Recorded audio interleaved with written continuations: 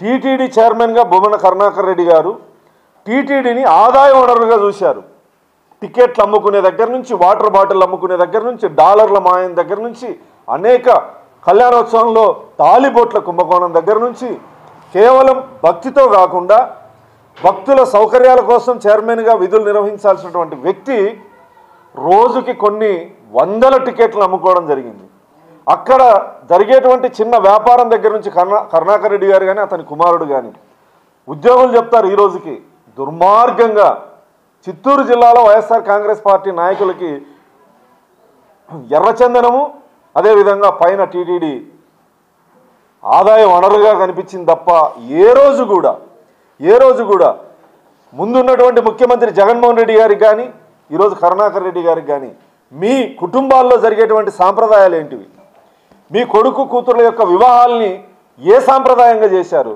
ఈరోజు మీరు టీటీడీ మీద కానీ హిందుత్వం మీద కానీ మాట్లాడేటువంటి నైతిక హక్కు మీకుందా? టీటీడీ చైర్మన్గా పనిచేసినటువంటి వ్యక్తి ఇతర మత ఆచారాలతో కుటుంబంలో ఈ రోజుకి కూడా మొన్న జరిగినటువంటి కొడుకు వివాహం కానీ ఈ రోజుకి కానీ నీ కుటుంబంలో జరిగేటువంటి ప్రార్థనలు ఏంటివి, పూజలు ఏంటివి బహిరంగంగా చెప్పే దమ్ముందా? ఇది ప్రపంచంలో ఉన్నటువంటి భక్తులందరికీ తెలుసు. జగన్మోహన్ రెడ్డి గారు ముఖ్యమంత్రిగా ఉన్నప్పుడు తిరుమల తిరుపతి దేవస్థానం ఎంత అప్రదిష్ట పాలైందో సామాన్య భక్తులు అక్కడికి వెళ్ళి అనేక మంది వీడియోలు పెట్టడం జరిగింది, చీదరించుకోవడం జరిగింది. ఇంకొకసారి తిరుమలకి రామని చెప్పడం జరిగింది. గౌరవ ముఖ్యమంత్రి గారు ముఖ్యమంత్రిగా బాధ్యతలు తీసుకున్న తర్వాత టీటీడీని ప్రక్షాళన చేయడం జరిగింది. సామాన్య భక్తులకి దేవుణ్ణి దగ్గర చేసే మార్గాలు, సామాన్య భక్తులకి దర్శనాలు దగ్గర చేసే విధంగా అనేక చర్యలు తీసుకోవడం జరిగింది. నేను ఈ సందర్భంగా సూటిగా ప్రశ్నిస్తా ఉన్నా, కరుణాకర్ రెడ్డి గారు, మీరు కానీ మీ ముఖ్యమంత్రి గారు కానీ టీటీడీలో తీసుకున్న నిర్ణయాలు ఏంటివి?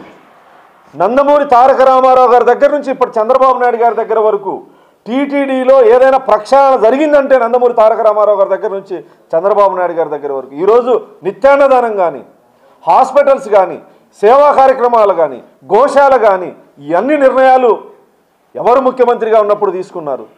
మీ ముఖ్యమంత్రి గారు, మీరు ప్రభుత్వంలో ఉన్నప్పుడు మీ ముఖ్యమంత్రి గారు టీటీడీ కోసం తీసుకున్న ఒక్క నిర్ణయాన్ని చెప్పగలవా? లేదా నువ్వు చైర్మన్గా తీసుకున్నటువంటి ఒక్క నిర్ణయాన్ని చెప్పగలవా?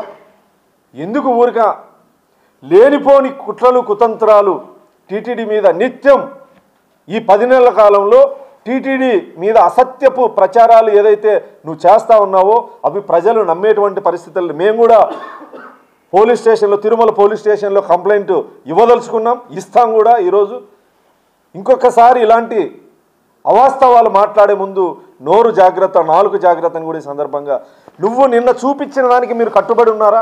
ఎందుకు మీ వైఎస్ఆర్ కాంగ్రెస్ పార్టీ సోషల్ మీడియాలో ఎక్స్ వేదికగా మీరు పెట్టినటువంటి ప్రెస్ మీట్ని ఎందుకు పెట్టడం జరిగింది? తర్వాత ఎందుకు డిలీట్ చేయడం జరిగింది? ఎందుకు డిలీట్ చేశారు? తిరుమల పోలీస్ స్టేషన్లో మీ మీద నేనే కంప్లైంట్ ఇవ్వబోతా ఉన్నా. మీరు నిజంగా మీకు సవాల్ విసురుతా ఉన్నా నిన్న మీరు మాట్లాడినటువంటి మాటలకు కట్టుబడి 100కు పైగా గోవులు మరణించాయి, టీటీడీ పాలక మండలి, టీటీడీ అధికారులు అశ్రద్ధ వహిస్తూ ఉన్నారు అని చెప్పి నిన్న ఏదైతే మీరు ఫోటోలు చూపించారో 100కు పైగా గోవులు మరణించాయని మీరు నిరూపిస్తారా? మీరు నిరూపిస్తే నేను టీటీడీ బోర్డు మెంబర్గా రాజీనామా చేయడానికి సిద్ధంగా ఉన్నాను. మీరు నిరూపిస్తే మడకశిర శాసనసభ్యత్వానికి కూడా నేను రిజైన్ చేయడానికి సిద్ధంగా ఉన్నా. మీరు నిరూపించలేని పక్షంలో శాశ్వత రాజకీయ సన్యాసం తీసుకోగలరా? మీకెక్కడుంది నైతికత?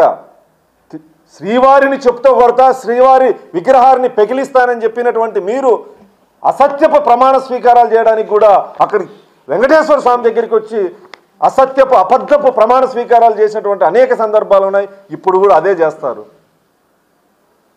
నేను ప్రపంచవ్యాప్తంగా ఉన్న తెలుగువారికి కానీ, శ్రీవారిని భక్తితో కొలిసే భక్తులకు కానీ, హిందువులకు కానీ నేను ఈ సందర్భంగా విజ్ఞప్తి చేస్తాను.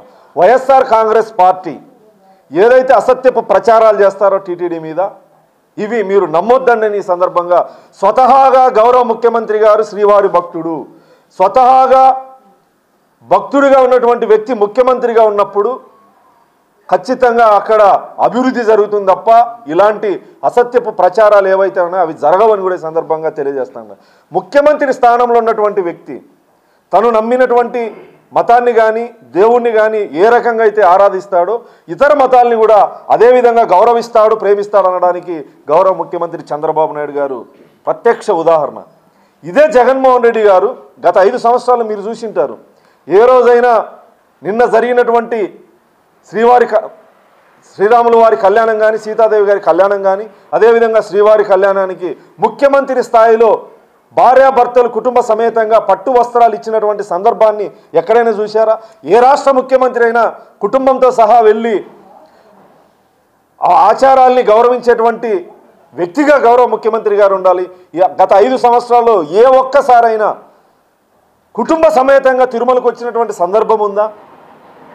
రాష్ట్ర విభజన తర్వాత భద్రాద్రి తెలంగాణకి వెళితే అప్పటికప్పుడు గౌరవ ముఖ్యమంత్రి గారు, అప్పుడు ముఖ్యమంత్రిగా ఉన్న చంద్రబాబు నాయుడు గారు ఒంటిమిట్టని భద్రాద్రితో సమానంగా అభివృద్ధి చేసినటువంటి చరిత్ర గౌరవ ముఖ్యమంత్రి చంద్రబాబు నాయుడు గారికి ఉంది.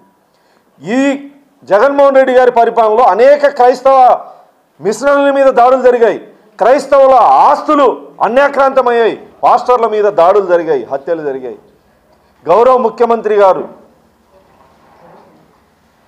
చంద్రబాబు నాయుడు గారు ఉన్నంత అప్పుడు ప్రభుత్వం కానీ ఇప్పుడు కానీ అన్ని మతాల్ని గౌరవిస్తూ తను ఉన్నటువంటి మతాన్ని ప్రేమించేటువంటి వ్యక్తిగా గౌరవ ముఖ్యమంత్రి గారిని మీరు చూడొచ్చు. కరుణాకర్ రెడ్డి లాంటి వ్యక్తులు దుర్మార్గులు చేసేటువంటి అసత్యపు అబద్ధపు మాటలు నమ్మొద్దని చెప్పేసి ఈ సందర్భంగా భక్తులకు విన్నవిస్తా ఉన్నారు.